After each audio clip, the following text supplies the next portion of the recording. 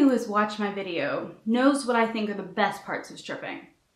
First and foremost, the women you work with, the money, the athleticism, and the skills you pick up that you can use later on in your life. But what are the worst parts? They may surprise you. These are the 7 worst parts of dancing, as far as I'm concerned.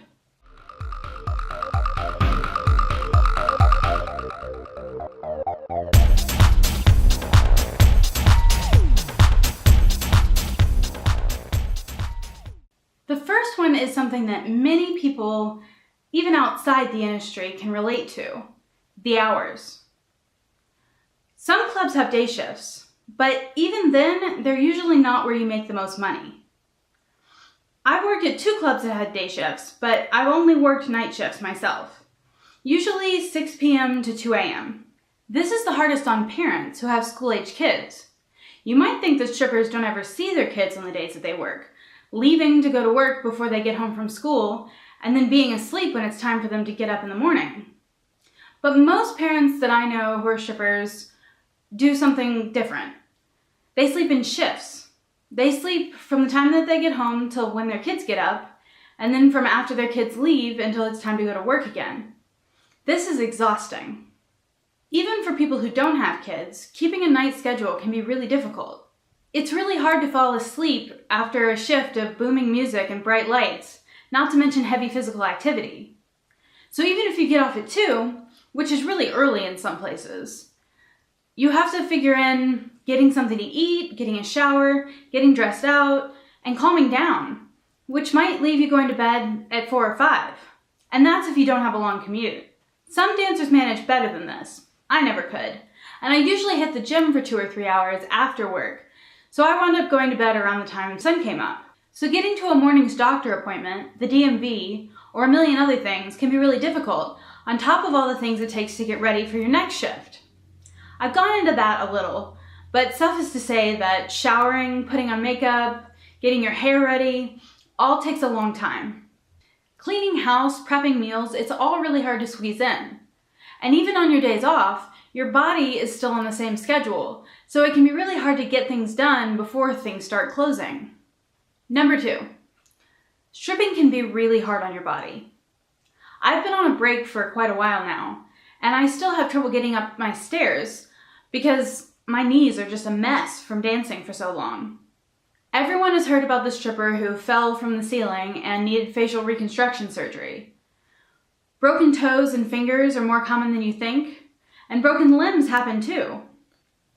Even if nothing catastrophic happens, dancing in 7-inch heels for years on end eventually takes its toll. The stripper who trained me, one of the most wise women I have ever known, laughed at me when I said that I wanted to strip forever.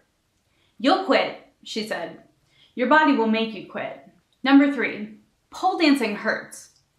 You get used to it or learn to ignore it as time goes on, but every time you want to learn a new trick with a new part of your body, it comes back. Those dancers cleaning the poles in between sets aren't just cleaning off slippery stuff like sweat or lotion that the person probably shouldn't have been wearing in the first place. They're cleaning off our skin cells. Baby strippers are always asking for advice on what to do to minimize the bruises that they get from the pole and the floor. Arnica, in a gel or cream form, seems to be the consensus for what to do about that, but I've never used it, so I can't personally recommend it. I dated a Navy sailor early on in my stripper career, and when she went to boot camp, I decided I would focus on my work and learn a bunch of new tricks. After her graduation, we got a hotel room, and when I took my shirt off, she was freaked out because she thought somebody had punched me right above my hip. I had layers of purple bruises there, and it certainly felt like I'd been punched, but it was just the pole. Number 4 is that stripping kills your job prospects in a lot of ways. If you do it for long periods of time, you now either have a gap in your resume, have to tell somebody that you were a stripper, or have to lie about it. And neither is honestly a really good option.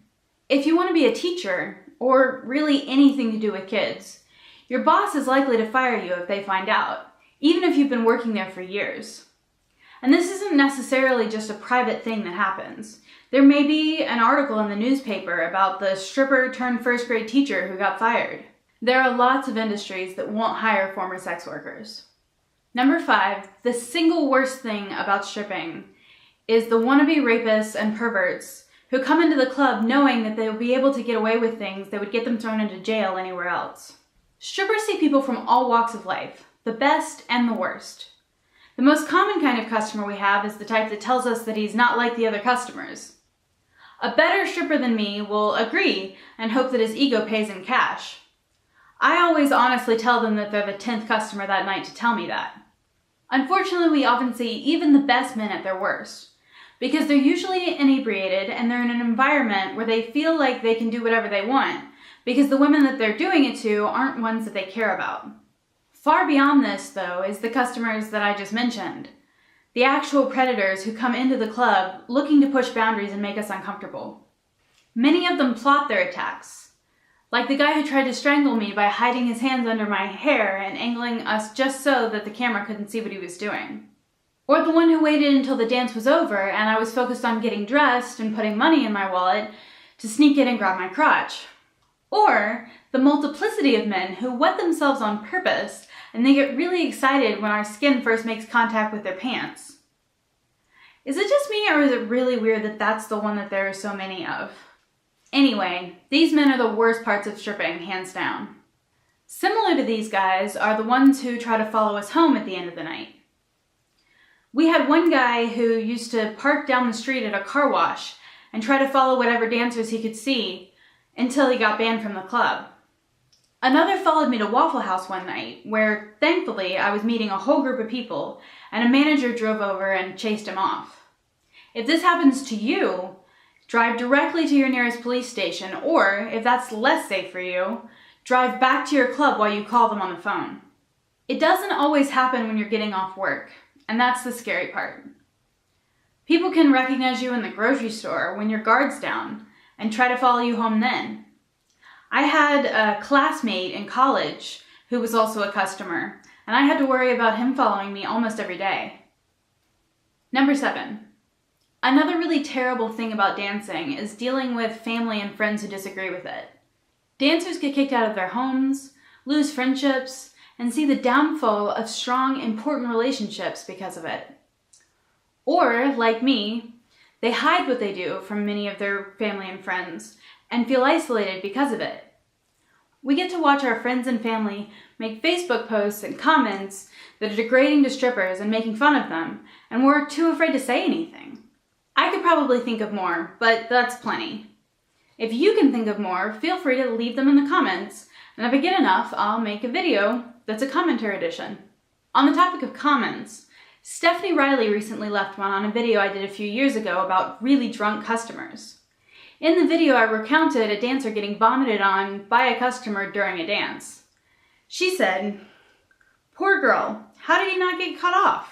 The truth is that cutting customers off is a really inexact science, even with the best intentions. And lots of times bartenders face a lot of pressure to keep serving customers because the drunker they are, the more likely they are to spend money. The club I was working at the time was actually a very conservative club, one that even paid attention to whether people drove or took a taxi or Uber and factored that into how much they let them drink. There are customers who can have 10 beers and you wouldn't even notice, and others who take a double shot and find a dancer and cry on her shoulder about their divorce. Many customers come in either drunk or high already and manage to hide it well enough that they get in and get served. On the night this girl got vomited on, we were packed, and there were guys coming up and buying rounds for their entire tables, which is illegal in some places for this exact reason. It's impossible to watch every customer in situations like this. It wasn't the bartender's fault and it wasn't the dancer's fault, it just happened. If you like this video, there are more right here, and please feel free to subscribe. I'm always looking for new topics, so if there's something that you're curious about, put it in the comments. I do respond to almost every comment that I get, either in video form or right underneath. So please, feel free, and have a great day.